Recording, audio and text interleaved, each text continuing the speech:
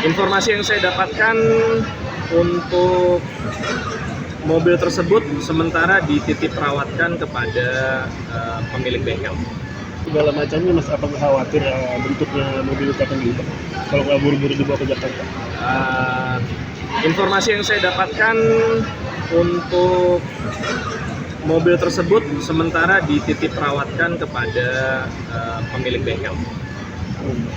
Dititip rawatkan pada pemilik bengkel. Artinya apa?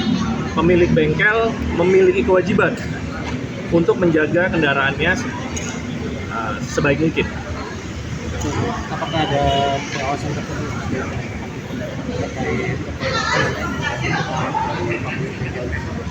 Oh ya, tentu dari kita punya ada namanya pengelola barang bukti, itu mungkin secara berkala akan mengecek kendaraan tersebut sampai sejauh mana kondisinya, dan tentunya kalau seandainya kendaraan itu sudah layak dan bisa untuk digeser ke Rubasan, pasti akan digeser oleh penyidik Rubasan. Itu bengkelnya di Bandungan, Mas? Bengkelnya di Bandung? Bengkelnya saya belum terinfo di mana, tapi pasti di Jawa Barat.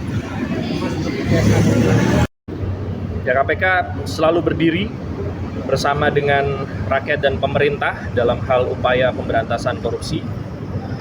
Dan pernyataan Bapak Presiden Prabowo Subianto ini menunjukkan keseriusan pemerintah dalam rangka tersebut, dan KPK berharap untuk pembahasan RUU perampasan aset dapat segera dilakukan oleh saudara-saudara kita di DPR RI agar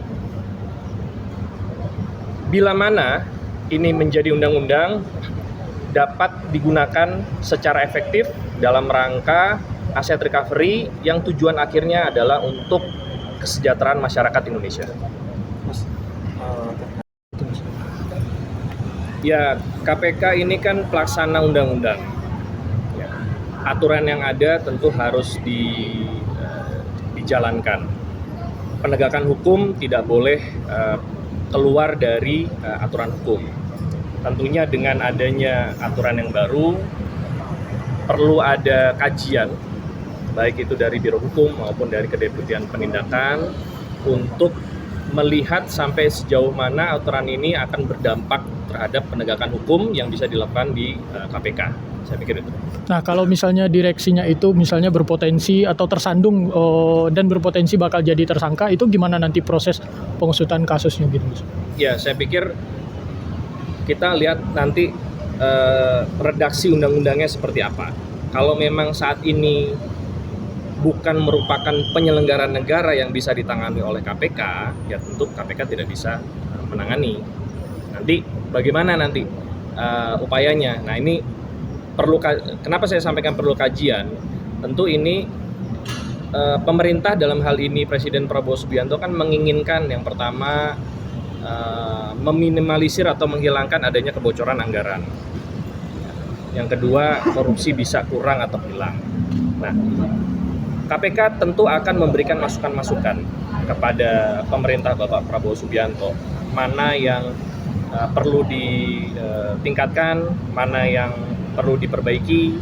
Tentunya hal ini menjadi salah satu concern KPK ya, termasuk salah satunya Undang-Undang BUMN. Bila memang ada hal-hal yang perlu diberikan masukan kepada pemerintah, tentunya KPK akan senantiasa memberikan masukan itu.